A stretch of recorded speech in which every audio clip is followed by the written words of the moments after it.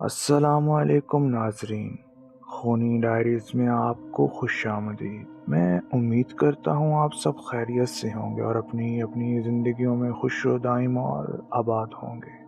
چلتے ہیں آج کی ہارر سٹوری کی طرف، جس کا عنوان ہے عشق۔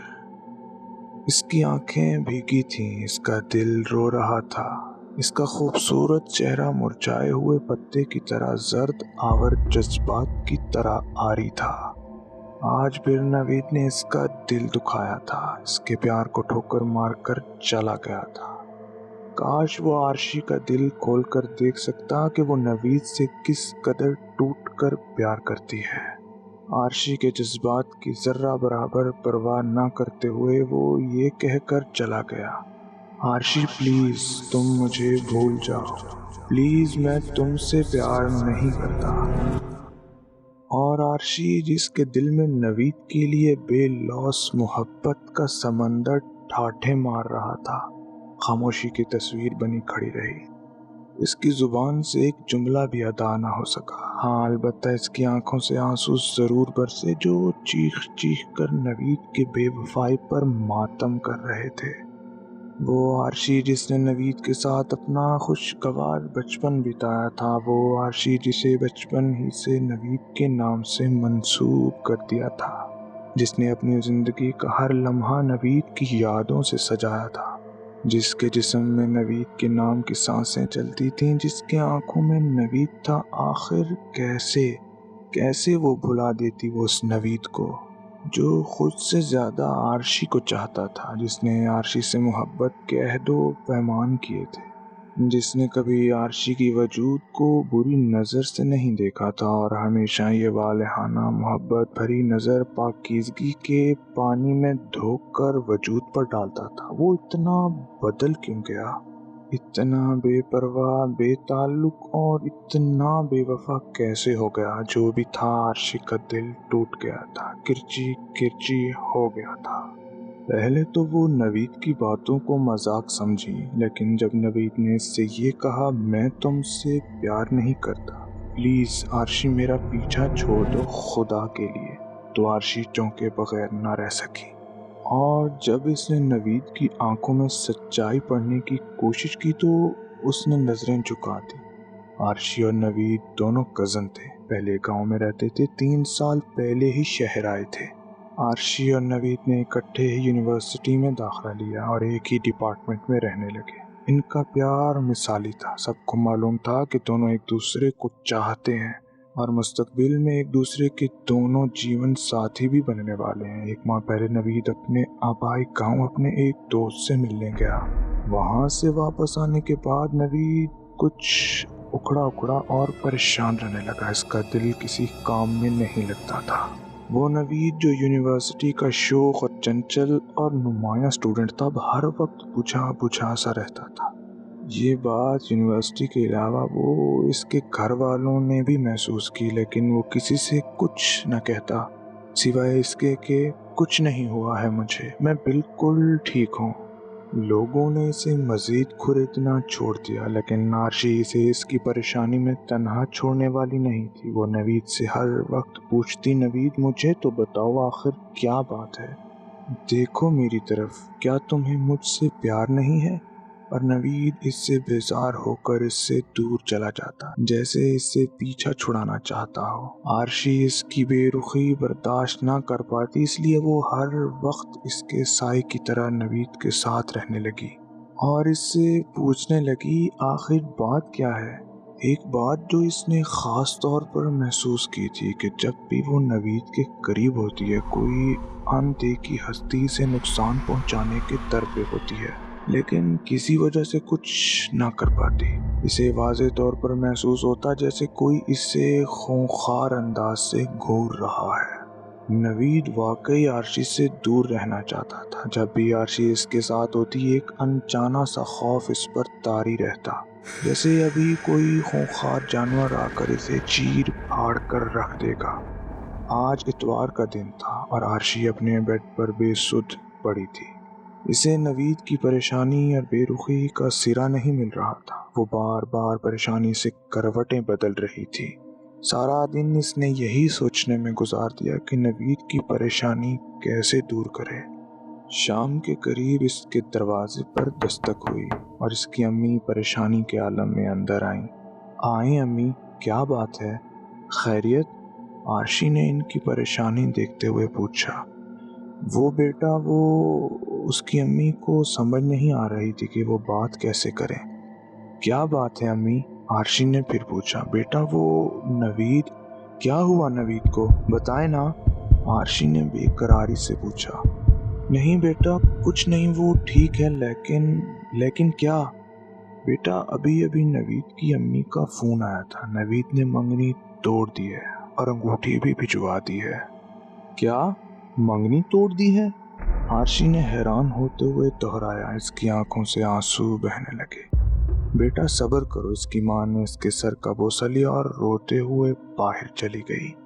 عارشی ساکت سی ہو گئی۔ بیتے دنوں کے خوشگوار واقعات و لمحات جو نوید کے ساتھ اس نے گزارے تھے اس کی آنکھوں میں گھوم گئے۔ نوید کے لیے وہ اپنے خدا سے رو رو کر دعائیں مانگتی تھی۔ جس کی چھوٹی سی پریشانی سے وہ دل برداشتہ ہو کر آنسو بھگو دیتی تھی۔ اس نے اپنے جسم پر بڑی کتاب کھولی جس میں اوپر ہی نوید کی تصویر پڑی تھی۔ اس نے تصویر اپنی نظروں کے سامنے پکڑی اور نم آلود آنکھوں سے اسے گھورنے لگی۔ وہ تصویر پھاڑنے ہی لگی تھی کہ اچانک اس کے ضمیر سے آواز آئی۔ تصویر تو پھاڑ دو گی لیکن دل کا کیا کرو گی؟ کیا دل سے نوید کو نکال پاؤ گی؟ اس نے ایک لمحے کے لیے سوچا، پھر تصویر کو کتاب میں رکھ کر پرس اٹھایا، جوتے پہنے اور باہر نکل گئی۔ وہ جانتی تھی کہ رات کو نوید کس پارک میں جاتا ہے۔ پارک میں جا کر نوید کو ڈھونڈنے میں زیادہ وقت نہیں لگا۔ نوید ایک کونے میں سر جھکائے بیٹھا تھا۔ وہ چلتی ہوئی نوید کے پاس آئی۔ جو ہی نوید نے اس کی طرف دیکھا، ایک زوردار تھپڑ اس کے منہ پر پڑا۔ یو چیٹر، تم نے منگنی توڑ دی اور بے فکر ہو گئے، میری زندگی تو تباہ کر دی نا تم نے۔ اب بتاؤ اس پیار کا مجھے حساب کون دے گا جو میں نے تم سے کیا؟ میں کیسے بلاؤں گی تمہیں؟ تمہارا جھوٹا پیار، بولو، جواب دو، میں کیسے بلاؤں گی تمہیں؟ عارشی پھوٹ پھوٹ کر رونے لگی۔ نوید کھڑا ہو گیا، اس کی آنکھیں سرخ ہو رہی تھیں۔ وہ بوجھل قدموں کے ساتھ عارشی کے پاس آیا۔ مجھے بھول جانا ہی بہتر ہے تمہارے لیے، یہی کہتے ہوئے اس کی آنکھوں میں محبت کا سمندر ٹھاٹھے مار رہا تھا۔ وہ خاموشی سے سر جھکا کر ایک طرف چل دیا، جبکہ عارشی وہیں بیٹھ کر بھیگی آنکھوں سے اسے جاتا دیکھتی رہی۔ سنا ہے پیار، محبت، الفت، چاہت ایک ہی پہلو کے چار نام ہیں، لیکن عشق اس سے قطعی مختلف ہے۔ محبت میں جسم پگھلتا ہے، دل روتا ہے، لیکن عشق میں روح جلتی ہے۔ اور عارشی کی کیفیت بھی یہی تھی، اس کی روح سلگ رہی تھی کیونکہ اسے نوید سے عشق ہو چلا تھا۔ وہ گھر گئی، ساری رات روتی رہی۔ رات کے 2 بجے تہجد پڑھی اور خدا سے دعا کرتی رہی، نہیں نوید نہیں، خدا کی قسم میری روح میرا جسم چھوڑ دے گی لیکن میں تمہیں نہیں چھوڑ سکتی۔ عارشی وہیں جائے نماز پر ہی سو گئی۔ آج یونیورسٹی میں عارشی کا دل نہیں لگ رہا تھا۔ وہ 3 چھٹیوں کے بعد آج آئی تھی۔ دوسری طرف نوید بھی خاموش اور بجھا بجھا سا تھا۔ وہ بہت کمزور ہو گیا تھا، اس کی رنگت پر زردی مائل ہو رہی تھی اور آنکھوں میں وحشت نے ڈیرے ڈال لیے تھے۔ تیسرا پیریڈ ختم ہوا، سب باہر نکل آئے۔ عارشی نے ایک نظر نوید پر ڈالی جو دنیا سے بے خبر کاغذ پر پین سے عجیب سی آڑی ترچھی لائنیں لگا رہا تھا۔ عارشی باہر نکل گئی۔ ابھی کچھ دیر ہی اس نے لان میں گزاری تھی کہ کلاس سے چیخ و پکار کی آوازیں سن کر چونکی۔ عارشی جو نوید کی کمی شدت سے محسوس کر رہی تھی، اٹھی اور کلاس روم میں جا پہنچی۔ وہاں اب تک اسٹوڈنٹس کا جم غفیر جمع ہو چکا تھا، لیکن جو منظر سامنے تھا اسے دیکھ کر ہر کوئی حیران زدہ تھا۔ کلاس میں نوید کرسی پر بیٹھا خوف و شدت سے کانپ رہا تھا اور بار بار ایک ہی بات کہی جا رہا تھا، خدا کے لیے اسے چھوڑ دو، خدا کے لیے۔ جبکہ فرزین جو کہ نوید کی کلاس فیلو تھی، اسے کوئی نادیدہ ہستی زمین پر بار بار اٹھا رہی تھی اور گرا رہی تھی۔ فرزین کے ہاتھ، پیشانی اور جسم کے کئی حصوں سے خون بہہ رہا تھا۔ وہ بری طرح چیخ رہی تھی۔ فضا میں کسی نادیدہ ہستی کے کہکے گونج رہے تھے۔ نوید نے جب اسٹوڈنٹس کو دروازے میں کھڑے دیکھا تو دوڑتا ہوا باہر آ گیا۔ اسٹوڈنٹس جو کہ پہلے سے ہی خوفزدہ تھے، نوید کو آگے بڑھتا دیکھ کر منتشر ہو گئے۔ نوید کے باہر آتے ہی اس کی ٹکر آرشی سے ہوئی۔ دونوں کی آنکھیں چار ہوئیں۔ نوید آرشی کو حسرت و غم سے دیکھنے لگا، جیسے اسے کہہ رہا ہو بس دیکھ لو تم اپنی آنکھوں سے۔ نوید نے وہاں مزید کھڑا رہنا نامناسب سمجھا اور گھر چلا گیا۔ اس واقعے کی یہ تحقیقات کی گئیں تو کوئی خاص وجہ سامنے نہ آئی۔ آفتاب جو ساتھ کھڑکی میں کھڑا تھا، اس نے بتایا کہ کلاس میں نوید کے علاوہ اور کوئی نہیں تھا۔ فرزین ہاتھ میں چپس کے پیکٹ لیے کلاس میں نوید کو اکیلا پا کر اندر آ گئی اور نوید کے پاس بیٹھ کر باتیں کرنے لگی۔ ہم سب یہ منظر بہت دلچسپی سے دیکھ رہے تھے، کیونکہ فرزین ہے ہی ایسی لڑکی، آزاد خیال کہ کوئی بھی لڑکا اس سے بچ نہیں سکتا۔ دوسری طرف نوید اس سے بات نہیں کرنا چاہ رہا تھا۔ وہ اٹھا اور باہر جانے لگا تو فرزین نے اس کا ہاتھ پکڑ لیا اور اس سے کہنے لگی، کیا بات ہے نوید، اب تو تمہاری منگنی بھی ٹوٹ گئی ہے، کبھی ہماری طرف بھی دیکھ لیا کرو۔ اس کا بس یہی کہنا تھا کہ کوئی نادیدہ ہستی سے مارنے لگی۔ فرزین کا جسم کئی بار ہوا میں بلند ہوا اور نیچے گرا، لیکن میں یہ بات پورے یقین سے کہتا ہوں کہ اسے مارنے والا نوید نہیں تھا۔ نوید تو خود گھبرا گیا تھا اور اسے روکنے کی کوشش کر رہا تھا۔ آفتاب اتنا کہہ کر خاموش ہو گیا، لیکن آرشی کسی گہری سوچ میں ڈوب گئی۔ اس واقعے کے بعد لوگ نوید سے خوف کھانے لگے، جبکہ نوید بیچارہ بے بسی اور حسرت کی تصویر بن گیا تھا۔ وہ خاموشی سے سر جھکائے آتا اور خاموشی سے چلا جاتا۔ دوسری طرف آرشی تھی جو 5 وقت نماز میں نوید کے لیے دعائیں مانگتی تھی۔ اسے معاملہ کچھ حد تک سمجھ آ گیا تھا۔ وہ اب نوید کو پہلے سے بھی زیادہ چاہنے لگی تھی۔ یہی وجہ تھی کہ منگنی کے بعد جتنے بھی رشتے آئے اس نے وہ سب ٹھکرا دیے۔ گھر والوں نے اسے اس کے حال پر چھوڑ دیا۔ ایک دن وہ کچھ لکھ رہی تھی کہ اس کی امی آئیں اور شفقت سے اس کے سر پر ہاتھ پھیرتے ہوئے بولی، بیٹا گاؤں سے شادی کا کارڈ آیا ہے، تم چلو گی نا؟ او ہاں، کیوں نہیں، ضرور چلوں گی۔ شادی کب ہے؟ آرشی نے پوچھا۔ بیٹا کل بارات ہے اور پرسوں ولیمہ، تم پیکنگ کر لو، ہم آج شام کو نکلیں گے، امی نے کہا۔ جی ٹھیک ہے امی، میں ذرا اپنی دوست نادیہ کو کال کر کے درخواست کا کہہ دوں۔ آرشی نے نادیہ کو کال کر کر درخواست کا کہا۔ گاؤں بالکل پہلے کی طرح خوبصورت، سبز و شاداب تھا۔ آرشی کار کی پچھلی سیٹ پر بیٹھی تھی۔ اس کا دل سہانی یادوں سے بھر آیا تھا۔ وہ پل، وہ لمحے جو اس نے نوید کے ساتھ یہاں گزارے تھے۔ وہ دونوں سارا دن گاؤں کی کچی گلیوں اور سڑکوں پر کھیلتے کودتے رہتے تھے۔ گاؤں میں اب بھی یہی رواج تھا، جب کبھی کسی کے گھر شادی ہو، وہاں خاندان اور محلے کے افراد کئی دن پہلے ہی بسیرا کر لیتے ہیں، خوب ہلا گلا کرتے ہیں۔ یہی حال یہاں بھی تھا۔ لوگوں کی ایک بڑی تعداد وہاں ڈیرے ڈالے ہوئے تھی۔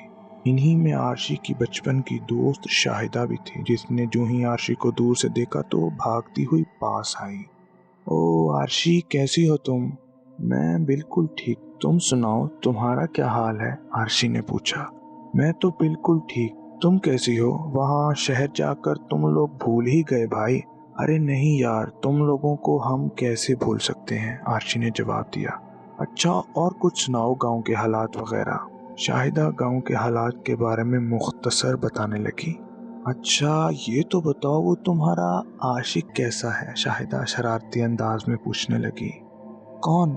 تم کس کی بات کر رہی ہو؟ آرشی نے سوال کیا۔ ارے بھائی وہی تمہارا منگیتر، اور کون؟ اچھا وہ، ہاں وہ ٹھیک ہے۔ اچھا کوئی اور بات کرو۔ آرشی نے موضوع بدلنے کی کوشش کی۔ ارے یہ کیا، پہلے تو اس کا نام لیتے ہی کھل جاتی تھی تم، اور اس کی باتیں کیے نہیں تھکتی تھی، تو اب کیا ہوا؟ آخر کیا بات ہے؟ کوئی بات نہیں ہے شاہدہ، پلیز تم کوئی اور بات کرو نا۔ اچھا بھائی تمہاری مرضی، لیکن نوید ہے بڑا عجیب سا انسان۔ کیا مطلب؟ دیکھو نا، اس دن فیروز سے ملنے اس کے گھر آیا، सारा दिन गांव की सैर की और रात को किसी को बिना बताए वो पुराने कुएं पर जा पहुंचा और सुबह फिरोज से बिना मिले ही वापस चला गया। पुराना कुआं? ये तुम क्या कह रही हो शाहिदा? किसी ने इसे रोका क्यों नहीं? आरशी ने हैरान होकर कहा। इसकी आंखों में खौफ उमड़ आया। अरे भाई, तुम भी कैसी बातें कर रही हो? नवीद यहाँ का बासी है, इसे पता है पुराने कुएं का कि इस पर आसेब है।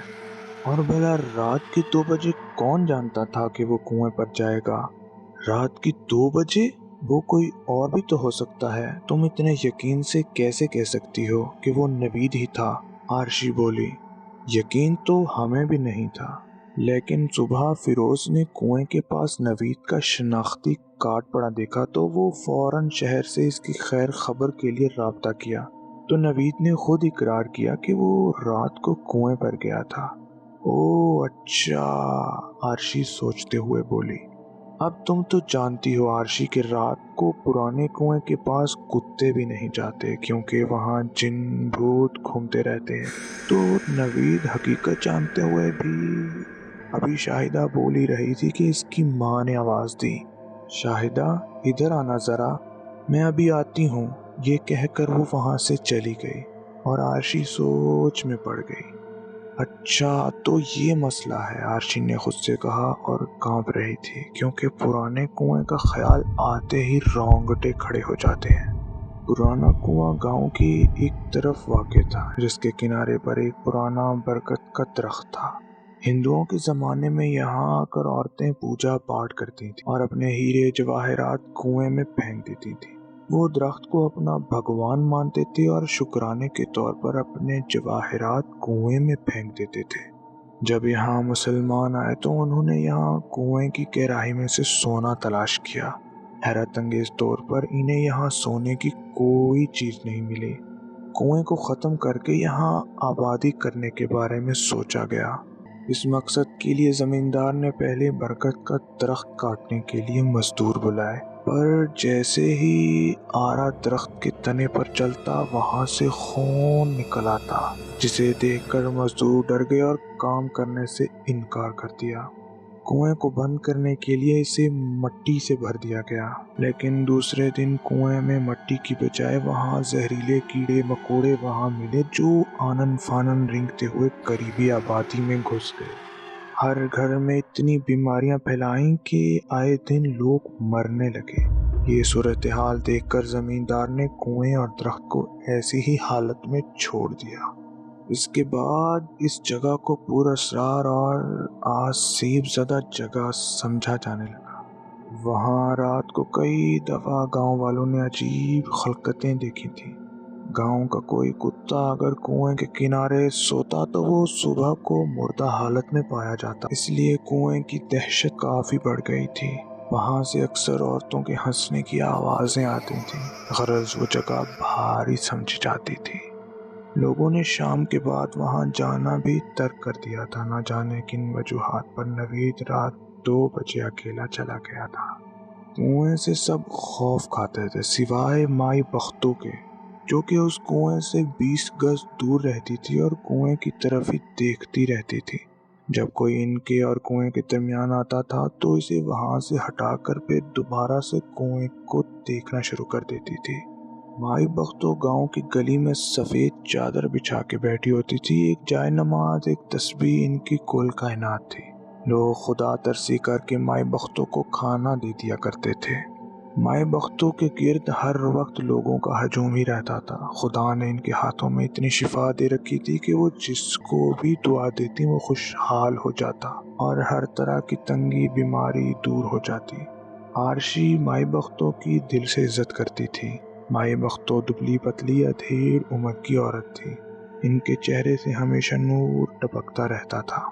वो सारा दिन हाथ में तस्बीह लिए कुएं को घूरती रहती थी। अगर इसके सामने कोई आकर खड़ा भी हो जाता तो इसे हाथ के इशारे से सामने से हटा देती और दोबारा कुएं पर नजर रखने लगती। लोगों को यकीन हो चला था कि माई बख्तों का कुएं से कोई न कोई ताल्लुक जरूर है, कि वो रात को भी वहां जाने से नहीं घबराती। आज आरशी ने वापस शहर जाना था। जब गाड़ी माए बख्तों के ठिकाने के सामने गुजरने लगी तो आरशी ने फौरन गाड़ी रुकवाई। نیچے اتری اور مائی بختوں کے پاس جا کر 2 زانوں پر بیٹھ گئی۔ اس نے مائی بختوں کے گھٹنوں کو پکڑ لیا۔ مائی بختوں جو کہ عارشی کی آمد سے قطعی بے خبر کنویں کو دیکھنے میں مصروف تھی، تسبیح کے دانے جلدی سے پھیرنے لگی۔ اماں میری مدد کرو، خدا کے لیے، میرا نوید۔ بس مائی بختوں کی کرج دار آواز ہوا میں گونجی۔